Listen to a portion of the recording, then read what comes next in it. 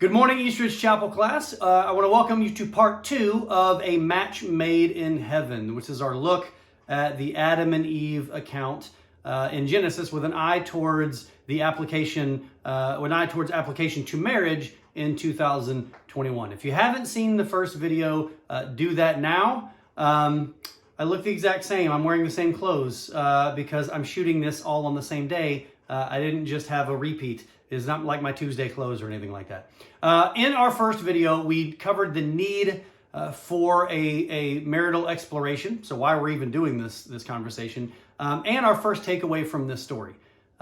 If you don't remember that video, I want to remind you, our entire focus last week was on productivity. It was on being productive and being a productive member of your marriage, and what it means to be personally productive, because in that state of being and in that state of mind, you are able to be the spouse that God designed you to be. That's a vital truth, not only for personal health, but for marital health as well. So I want to dive immediately today into our content. Our second takeaway from the Adam and Eve account is that we were made for companionship. Take a look at Genesis 2. Take a look at verse 18 specifically. The Lord God said, "It is not good that man should be alone. I will make a helper fit for him." Okay, so we left off last week in our flannel graph, our felt board story. We left off with Adam being created. But we have in verse 18 of chapter 2 that it's not good for man to be alone. So man is given woman. And God's design for marriage is underway. This is an important idea for us to get, because this didn't happen happenstance. This wasn't something that we were meant to gloss over. God designed marriage to fulfill our deepest need for companionship. These two were designed to fulfill a deep need for companionship. It was not good for man to be alone. God didn't design marriage to meet our deep desire for entertainment. He created it to fill our deep need for companionship. I'm going to say that again. God did not design marriage to fill our deep desire for entertainment. Our culture, however, has largely repurposed, largely altered the purpose, at least, of marriage. We have been led to believe, by movies, by books, by just a cultural conversation, by social media, we've been led to believe that marriage is all about how it makes you feel or what it does for you personally. That is not what marriage is, and if it's what you're focusing on, you are probably going to be disappointed. Now, don't get me wrong. How your marriage makes you feel matters, and what it does for you is important. These things are certainly relevant. I'm not dismissing them completely, but if they are your primary focus, if it's what you really focus on the most, you're going to behave selfishly in order to tend to them.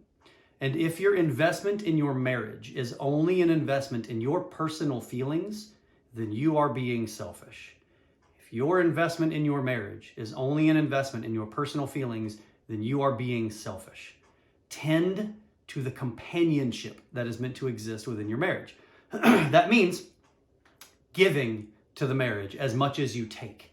It means thinking more about your spouse's needs than about your own needs. It means offering your spouse grace for the parts of their personality that you struggle with the most. Your spouse is not a birthday clown whose sole purpose is to make you smile. Your spouse is a gift from God, and your marriage is meant to be a symbiotic relationship where each of you make as many emotional deposits as you make withdrawals. Here's the crazy thing. When two people actually understand this concept, that your design is to tend to the companionship, that your design is to give as much as you take, when two people truly understand this concept, something amazing happens. They each work to meet the other one's needs. And then magically, everyone gets their needs met in the most beautiful and lasting manner possible. There's a verse in here, though, that I would be doing you a disservice to leave out. And it's actually the verse that prompted this series to be a two-part series, because my little sidebar took way longer than I wanted, but I didn't want to leave you without it. I think I'd be doing a disservice to leave it out. Let's take a look at verse 24. Therefore, a man shall leave his father and his mother and hold fast to his wife, and they shall become one flesh. I could do an entire class on this. I'm not going to do an entire class on this, but I could. One of the issues that I deal with a lot in family counseling are strained relationships between adult children and their parents. To begin with, everyone has a role in the dysfunction and everyone has a role in the health. I want you to figure out what your part is. If this over here, if this is your parents being hyper involved in your life, hyper involved in the inner workings of your life, and over here is your family being cut out entirely, you kind of want to shoot for the middle. Hit the one in the middle. But let's get a little more specific on how we do that. If you have adult children who are married, please hear the next few minutes. They need you. They absolutely need you. But they also need you to stay out of their marriage to a larger degree than you want to. I understand why that is, and I'm not judging it. But I'm telling you that they need you, but they probably need you to stay out of their marriage more than you would want. When they fight, you don't need the details. It's actually better if you don't have them. Be supportive and try as best you can to make your comments slant in one direction. Have your comments about their disagreements, their struggles, have your comments slant towards repairing the marriage. Support both of them as much as you possibly can. When they're making decisions for their family, you can offer an opinion if they ask, but they don't need you to give strong, unsolicited opinions, especially if those opinions create conflict between you or within their marriage. The safest thing that you can do if they're making family decisions is to stay out of it unless you've been directly invited into it. No, they're probably not going to do what you would do, but that's okay because it's not your marriage. They need the space to grow. And the way they grow, the way they build confidence in their decision making, the way they grow confidence in their family building is by making decisions for their family. You don't want to give them the impression that everything they're doing is wrong. You want to give them the space to do the things that they feel like they need to do for their family. They need your help with their kids. They do need your help with their kids. Maybe it's functional, like they actually literally need your help with their kids. Maybe they just need your help in a mental, moral, supportive way. They need your help with their kids, but they also need you to step back and let them be the parents, even if you don't always agree with what they're doing. Here's the thing. There are multiple dozens of people who may watch this and think, okay, you're kind of talking directly to me. That's not an accident. This is a common issue. So this is not a personal assault on your family. This is a common issue. There's a reason that I had these bullet points kind of ready to go. But it's not just the older adults. I've been kind of hard on the adult parents of adult kids. It's not just the older adults who need to hear this. Adult children. Now it's your turn. So you need to listen to me. Adult children with more adult, that was a weird word, more adult parents. You need your parents more than you probably realize. You need your parents more than you probably realize. And when you struggle with them, often it's because you're the one who set them up for failure. Okay, so let's talk about what that means. You do things, we're talking about adult children now. You do things like invite them into your fights by calling them and then telling them everything that happened. Don't do that. They can't be impartial. I just asked them to try to be impartial. They can't really fully be. And you're going to leave out all of the stuff that makes you look bad.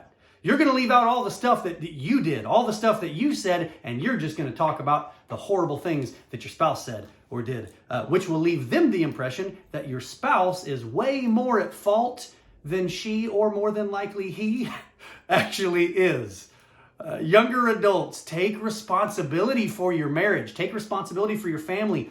Behave as though you are independent from your parents, and then they're more inclined to respond to you as though you are independent from them. So as much of a problem as I see, as much a problem as I deal with older adults getting too involved in their kids' lives, I have just as big a problem with younger adults inviting their parents into every detail of their marriage and then complaining that their parents don't treat them like adults.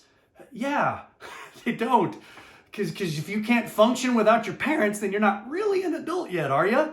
I'm so glad this is a video because I'd be right in the line of fire for, I feel like there's a lot of moms who would want to throw things at me for the last few minutes. So let me buffer this point. Extended family is wonderful. And if you have been blessed enough to have yours close, embrace it. I'm not advocating cutting people off. If you heard that, call me so I can explain to you that I'm not advocating cutting them off. Let family help family. That's what families are designed to do. Ask their opinions. Adult children, ask your parents' opinions. Let them be a part of your marriage. Let them be a part of your kids' lives, but do it with a healthy degree of separation. Let them be grandparents to your kids, but don't make them be parents. Older parents, be supportive, be connected, be their parents, but respect not only their privacy, respect how important it is that your adult children stand on their own 2 feet. Yes, they will occasionally make very bad decisions. That's how we grow up. That's how you grew up. You learned how to be the person you are now by doing the things that they need to do now. And it's hard to watch. And it's hard to feel like you know a better way and to not say it. But at times, for the purposes of growth, I think that's exactly what we're supposed to do. Now, if there's danger, if there's abuse, if there's some potentially devastating issue that they're facing and they don't recognize they're facing, by all means, intervene. But if we're talking day-to-day basic stuff, giving your kids the space to stumble is not a bad idea. All right, so you see why that little sidebar created a whole second video. I couldn't do that in like a minute. So let's move to our last takeaway from Adam and Eve. Our last takeaway from the Adam and Eve account is that we were made to share our burdens. I'm going to go back to my felt board to finish our exploration. You know the story. Satan, in the form of a serpent, tempts Eve and convinces her to defy God and eat the tree of the knowledge of good and evil. I don't have a talking snake. I also I have some questions. The snake was cursed after this to crawl on his belly. So does that mean before this, would he have like legs, or did he? It's a whole separate conversation, but it's a long time it's been floating around in my brain. All right, so Satan convinces Eve to defy God and again to eat the fruit of the knowledge of good and evil. So what we've got here in our little flannel graph is we've got Eve, who is also in her bearskin clothing for some reason. We've got Eve being tempted by Satan to eat the apple, which I couldn't find a flannel graph apple, which was devastating to me. I'm sure there's one over there, but I couldn't find it. So Eve succumbs to temptation. Not coincidentally, Satan uses with Eve our most effective temptation. He uses power. I believe if Facebook had existed in this moment, the temptation would have been, you'll have 1 million followers or 1 million friends, and every picture you post will go viral. That's kind of our modern power temptation. But the idea is Satan uses power to tempt Eve. Eve succumbs to temptation and she eats the fruit. Why? It's easy, because women know no bounds in their desire to not be rude to company. And that's what happens. So there's company, the company says you should eat this, and she's like, I can't be rude, so she eats it. That was a joke that, like, if we were in the chapel, we could have laughed and whatever. That was what that was supposed to be. Let's go back to the real story. That's not why Eve succumbs to temptation. She doesn't succumb to temptation because of the joke that I just made. Eve succumbs to temptation because power is appealing, because humans are fallible, and because they're prone to sin. And this would be a great place to talk about our sinful nature. It'd be a great place to talk about the theology of sin. But I'm a family counselor, and I want to zero in on marriage concepts today. As Eve succumbed to temptation, where was Adam? See, this is the picture that we tend to get of this moment in the Bible. We tend to get a picture of Eve standing and being tempted, because these are the only two people that we talk about when we tell the story to kids, usually. But where was Adam? Let's look closely at verse 6 of chapter 3. So when the woman saw that the tree was good for food, and that it was a delight to the eyes, and that the tree was to be desired to make one wise, she took of its fruit and ate. And she also gave some to her husband, who was with her, and he ate. Where was Adam? According to the Bible, right there. According to the Bible, Adam was with her. Who was with her is an important part of this story, and it's one that I think often gets overlooked. According to the Bible, Adam is standing right there, and according to what we're told, he says and he does nothing. The original sin of man was not committed by Eve in isolation. Adam, her husband, her companion, her protector, was standing right there, and as far as we're told, did nothing. Men, do not be passive when it comes to protecting your family, especially when it comes to protecting your family from sin. Would Eve's strength have been resolved if Adam had spoken up? Would she have resisted the temptation of Satan had Adam stepped in? Obviously, there's no way to know what the answer to those questions are. What we do know is that the Word of God, when it describes the original sin of mankind, describes a husband standing passively by while a wife is left to fend off sin and temptation alone. Many of our modern marriages look the same way.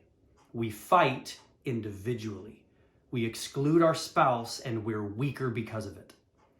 How many wives watching this video have struggled with depression or anxiety and kept it hidden from your husbands?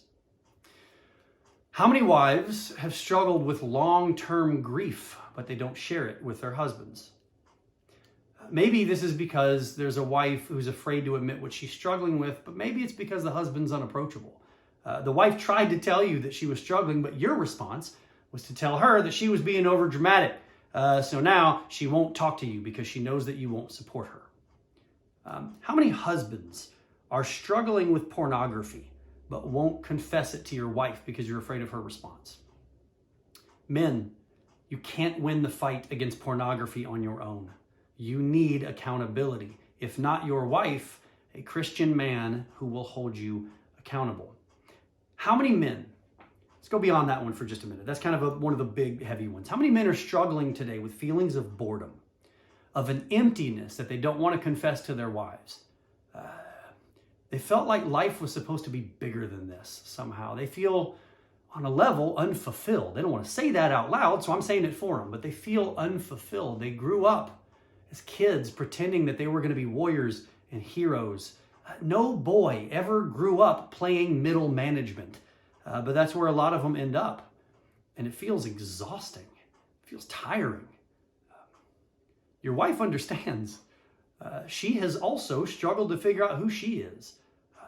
She feels pretty comfortable in the roles of wife and mom, but sometimes she wonders what her value is beyond that. She loves those roles. They mean the world to her, but that can't be all there is. And the funny thing is, you're both struggling with similar issues. What I just said about wives and moms is true of husbands as well. Husbands struggle with, is being husband and father enough? There has to be more. And the truth is, there is more. There's supposed to be more. We all struggle with this in a similar fashion because of the underlying truth of it. But you're all struggling with the same similar issue. But the reason you won't confess these things to each other is the same as well. Because you're afraid that the other one is going to hear that what you're saying is that they're not enough for you. And that's really not it. It's not that your family isn't enough for you. It's that there's more to life than just those two singular definitions: husband, wife, mother, father. Many of you love your family. You love your wife. You love your husband. You just feel like something's missing. And you won't confide this in each other because you're afraid that your spouse is going to take it personally. You're not saying that your family is insufficient, but you don't really know how else to describe it. Step one, is to recognize that your struggles are shared struggles. Confess them to each other. Share each other's burdens. And husband, when your wife tells you she's struggling with anxiety, don't judge her for that. Tell her that you appreciate her telling you and that you want to help, but you don't know how. And then ask her how. Wives, if your husband pauses this video and says, yeah, that's me. I love you guys. I love my family, but I feel this sludge building up inside of me. Don't judge him for it. He's not attacking you. He's being honest with you. And your response is to say, thank you for your confidence in me. I'll do anything I can to help. What can I do? There are real healthy answers to the struggles that I've just presented, and God is at the center of all of them. The reason that we don't feel that the role of husband or wife or mother or father is enough to live a completely fulfilling life on this planet is because that's not the design that we were meant to exist in. We were supposed to be Christians, God's children first and foremost. And sometimes we lose sight of that for noble reasons because we lose ourselves in our roles as family members. And those are good things. They're not bad, but they leave out a really central part of our identity, the central part of our identity. Again, there are real and healthy answers to these struggles, but you can't be free to explore the solutions if you're not free to share your struggles with your spouse. You keep it inside and it will get worse. Keeping these struggles inside is where affairs come from. This is where addictions come from. This is where dangerous, thrill-seeking behavior comes from. You won't admit what's going on inside, so you never really understand what it is or how to respond to it. So a problem that really isn't about your spouse becomes about your spouse. Instead of realizing that you are struggling with a natural, expected dip in your sense of purpose, you decide it's her. She just doesn't do it for me anymore. This other person does. There is no problem within a marriage that can't be addressed if you're willing to look at it honestly with a goal towards improvement. What better place to share your struggles than with the person you've committed your life to? Eve struggled. What if Adam had stepped in to help his wife? What if he'd been an action man? What if they had shared this burden? The burden of temptation. What if they'd shared that burden together? Maybe it all turns out differently. What if Eve had turned to Adam and said, what do you think? Should we eat the fruit? Adam had the chance to respond by being the first man in history to say what every husband has said at least once a week since. Can you seriously never just pick a restaurant? All right, with that terrible joke, I want to recap the past 2 weeks. The Adam and Eve account is one that we could possibly spend months on. There are deep theological truths about the nature of mankind buried within the story, sometimes not buried, sometimes on the surface of the story. But for our purposes, we focused our conversation primarily on marriage. Our first takeaway is that we are made to work. A lack of productivity is a fast track to feelings of despair and hopelessness.